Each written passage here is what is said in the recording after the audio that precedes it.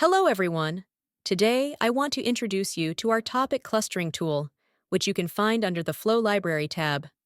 Scroll through and select the topic clustering option to get started.